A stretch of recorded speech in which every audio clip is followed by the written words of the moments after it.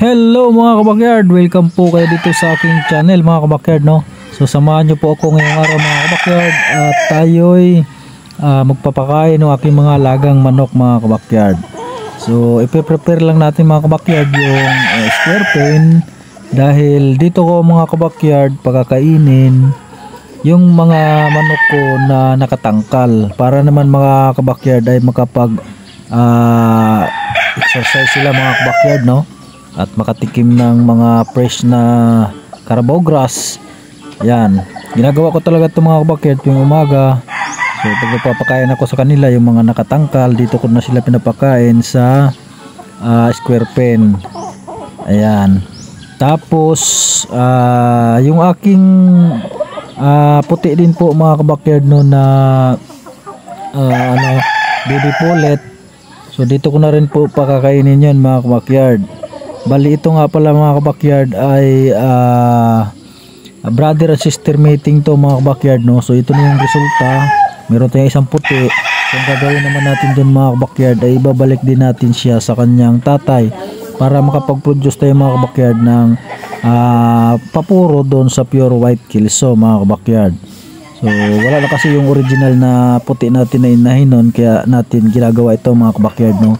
At soon naman mga kabakyard, gusto ko rin magpalabas ng white gold.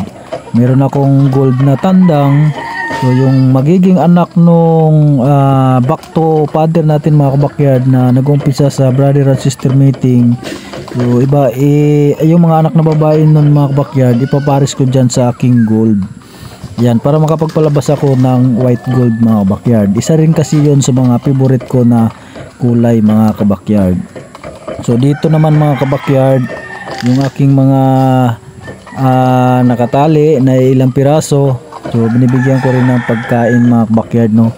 So kung ma-observe nyo mga kabakyard, ganun po sila ka-excited palagi pagka nakikita nila yung lagayan ko ng pagkain, yung aking balde na yan mga kabakyard. So yung kanyang tunog lang nung takip mga kabakyard, no, marinig nila. So mag-anuhan yan sila mga kabakyard, no, excited na kagad yan sila, parang gusto nilang kumawala na. So pagkatapos natin silang pakainin, syempre bibigyan natin ng fresh na tubig naman mga kabakyard, malinis na tubig yan, para madaling ma-dissolve mga kabakyard, no, o madali silang matunaw yung pagkain nila mga kabakyard, no, na nasa butsi. So pag mabilis silang tumunaw, mabilis matunaw yung pagkain nila, so ma-absorb talaga sa katawan nila yung mga nutrients, yung mga sustansya na nakukuha nila dun sa pagkain. At syempre para gaganda yung katawan nila mga kabakyard. So yung isa mga kabakyard sa dulo, yung inahin, binigyan ko isang takal, hindi naman inubos, kaya ang ginawa ko, tinatanggal ko mga kabakyard, no, at binibigay ko dun sa aking mga tandang. So yun mga kabakyard, no, tapos na tayo magpakain ng aking mga lagang manok. Yan.